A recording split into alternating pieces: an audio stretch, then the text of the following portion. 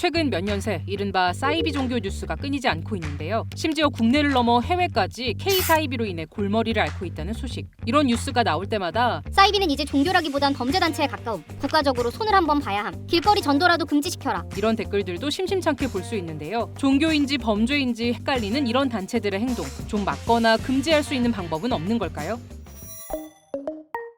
종교 범죄 문제의 가장 단호한 나라 어디일 것 같으세요? 미국? 독일? 정답은 프랑스입니다. 아니, 프랑스는 모든 자유를 엄청 중시하는 나라 아닌가 싶은데 여기엔 나름의 이유가 있다고 해요. 종교적 개인만 있는 것이 아니라 무종교의 개인도 있고 종교를 혐오하는 개인도 있잖아요. 근데 그 시민사회 안에서 최대한 개인에게 자유를 부여하기 위해서는 종교적인 걸 최대한 배제하는 것이 낫다라고 판단을 한 것이죠. 히잡을 쓰지 못하게 하는 것도 하지 말라는 것이 아니라 공적 용에 가지고 오지 말라, 뭐 이런 뜻이 되겠죠.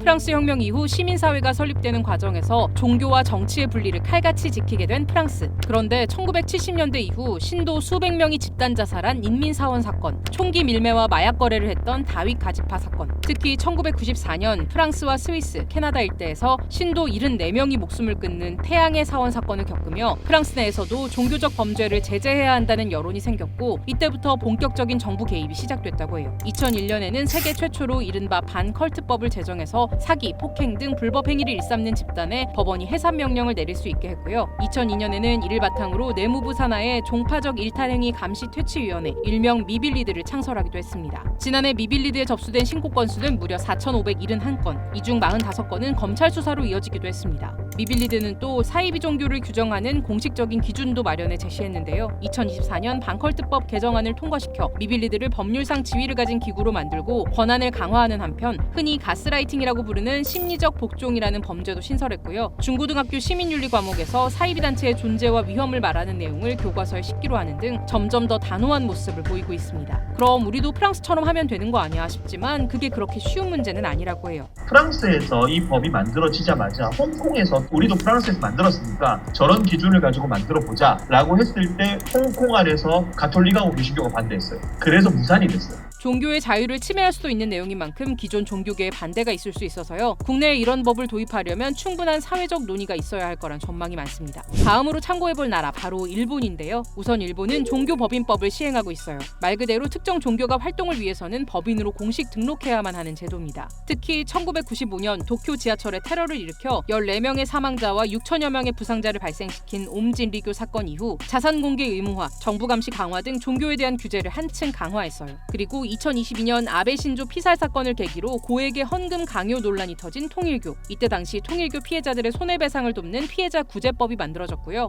2025년에는 도쿄 지방법원이 통일교에 대해 종교법인 해산 명령을 내렸는데요. 판결이 확정되면 통일교의 법인 활동이 금지되고 관련 재산이 몰수된다고 합니다. 종교 활동을 절대 금지한다가 아니에요. 옴줄리가 활동을 안 하느냐? 그렇지 않습니다. 이름을 바꿔서 또 하고 있어요. 그러니까 그거는 활동 자체를 못하게 한 거라기보다도 법인으로서의 지위를 상실하고 이제 감시하겠다 이런 얘기가 되는 것이죠. 문제가 되는 종교법인을 해산한다고 해도 이게 개인의 믿음까지 금지하는 건 아니라서요. 범죄를 더 완벽하게 막기 위해서는 다른 제도로 보완이 더 필요하다고 해요. 그렇지만 일본의 사례를 참고해서 우리나라에서도 진행 중인 게 하나 있으니 바로 청춘 반환 소송입니다. 위장 포교 행위로 속아서 단체에 가입한 사람들이 종교 집단에 대해 손해배상을 청구한 소송인데요. 일본에서는 통일교를 중심으로 많이 진행됐는데 2000년대부터 위장 포교의 위법성이 인정되면서 탈퇴자들이 승소하는 판결이 속속 나오기 시작했습니다. 우리나라에서도 일본 사례를 참고해 신천지를 대상으로 같은 소송이 진행됐고요. 이제 한번 빠지게 되면 이제 긴 사람들은 뭐 20년, 30년 동안도 신천지에서 나오지 못하고 그래서 자기의 잃어버린 청춘에 대한 보상을 받고자 했던 소송이 이제 청춘 반환 소송이었습니다. 1심, 2심에서는 증인 신문을 하면 할수록 이 피해가 상당히 심각한다는 것을 인식하고 원고 일부 승소 판결을 하는 1인당 500만 원 정도 판결이 됐었는데 판결이 사실은 대한민국의 역사상 가장 처음 있었던 판결인데 결국은 대법원에서는 뒤집혀졌던 그런 사건입니다. 일본과 다른 판결이 나온 결정적인 부분은 종교적 세뇌, 가스라이팅에 대한 내용이었는데요. 대법원은 위장 포교가 피해자를 속이는 행위인 건 인정했지만 종교 선택의 자유가 침해됐다고 볼 수 없고 위법한 행위라고 보기 어렵다고 판결했어요.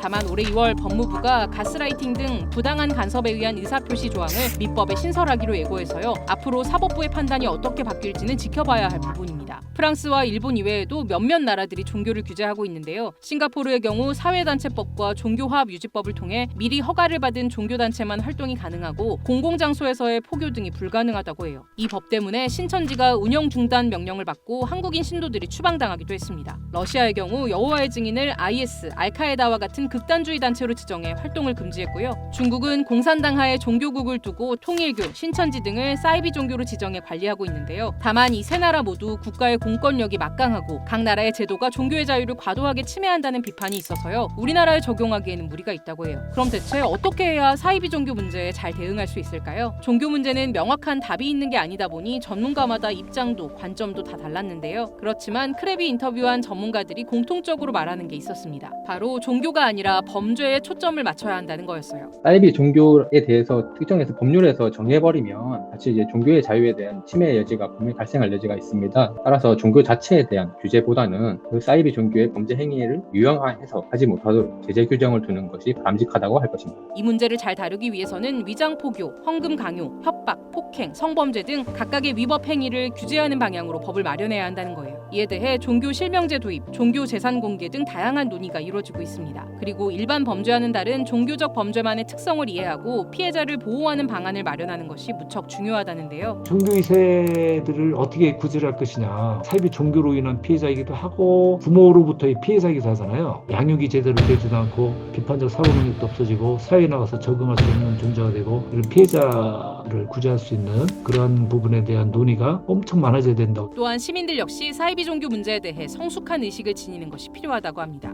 종교가 없으신 분들이나 사이비 종교를 경험하지 않으신 분들 같은 경우는 접근 자체가 이해가 안 된다. 왜 저런데 왜 빠지는 거냐. 기본적으로 황당무계한 교리, 거기에 빠진 이상한 사람들. 이런 단순한 접근들이 많았다라고 생각을 해요. 우리 사회가 저들을 정죄만 하는, 판단만 하는 게 아니라 어쨌든 우리 사회에 사각지대에 있는 저들에게 어떻게 손을 내밀 수 있는가라고 하는 좀 다각도의 논의가 필요하거든요. 이 문제는 사이비 종교 그 자체가 아니라 거기에 있는 사람에 좀 집중을 했으면 좋겠습니다. 사실 어제 오늘 일이 아닌 우리나라의 사이비 문제. 그렇지만 지금까지 우리 사회에서는 사이비 종교가 왜 문제일까? 왜 사람들이 사이비 종교를 믿을까와 같이 1차원적인 이야기만 오갔을 뿐 문제를 해결할 방법은 많이 논의되지 않았는데요. 우리 사회에 만연한 종교 범죄 문제를 해결하려면 어떤 것들이 필요할까요? 여러분의 의견을 댓글로 남겨주세요.